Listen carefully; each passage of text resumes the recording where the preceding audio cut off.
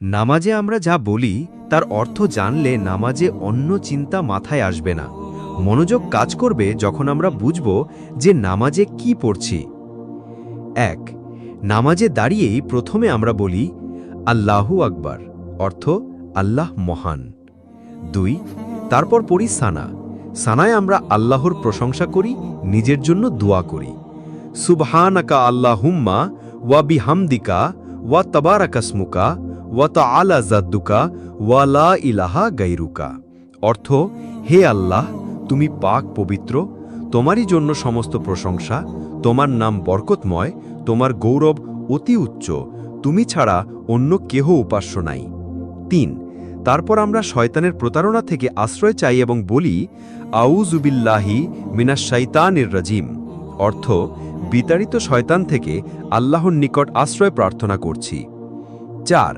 আল্লাহর পবিত্র নাম দিয়ে, আল্লাহর দয়া করুণার গুণ দিয়ে নামাজ এগিয়ে নিয়ে যাই এবং বলি বিসমিল্লাহির রহমানির রহিম, অর্থ পরম করুণাময় অসীম দয়ালু আল্লাহর নামে আরম্ভ করছি।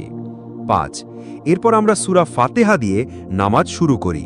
২ রাকাত, ৩ রাকাত বা ৪ রাকাত ফরজ বা সুন্নতের নিয়ম অনুযায়ী নামাজ পড়ি। ৬. আমরা রুকুতে আল্লাহর উদ্দেশ্যে শরীর অর্ধেক ঝুঁকিয়ে দিয়ে মাথা নুইয়ে দিয়ে আল্লাহর প্রশংসা করি এবং ক্ষমা চাই। ৩ বা ৫ বার ৭ বার বলি সুবহানা রাব্বিয়াল আজিম বা সুবহানা রাব্বিয়াল আজিম ওয়া বিহামদিহি, অর্থ আমার মহান রবের পবিত্রতা ও প্রশংসা বর্ণনা করছি। ৭.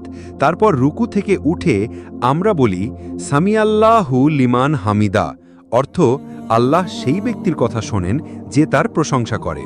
তারপর পরপরই আমরা আবার আল্লাহর প্রশংসা করে বলি আল্লাহুম্মা রব্বানা ওয়ালাকাল হামদ, অর্থ হে আল্লাহ, যাবতীয় প্রশংসা কেবল তোমারই। ৮. তারপর আমরা সমস্ত শরীর নুইয়ে দিয়ে মাথাকে মাটিতে লুটিয়ে দিয়ে আল্লাহর নিকট সিজদা দেই। বিশেষ দ্রষ্টব্য, যে ব্যক্তি আল্লাহর জন্য একটি সিজদা করে, আল্লাহ তার জন্য একটি নেকি লেখেন ও তার একটি পাপ দূর করে দেন ও তার মর্যাদার স্তর একটি বৃদ্ধি করে দেন।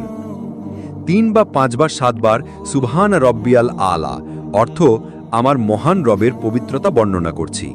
২ সিজদার মাঝখানে আমরা বলি আল্লাহুম্মা ফিরলি ওয়ার হামনি ওয়া হাদিনি ওয়া আফিনি ওয়ার জুকনি, অর্থ হে আল্লাহ, তুমি আমায় মাফ করো, আমাকে রহম করো, আমাকে হেদায়েত দান করো, আমাকে শান্তি দান করো এবং আমাকে রিজিক দাও। এভাবে নামাজ শেষে মধ্য ২ রাকাত ৪ রাকাত ভিত্তিতে বৈঠক আর শেষ বৈঠকে তাশাহুদে আল্লাহর প্রশংসা করি। রসূল সাল্লাল্লাহু আলাইহি ওয়াসাল্লামের প্রতি দুরূদ পেশ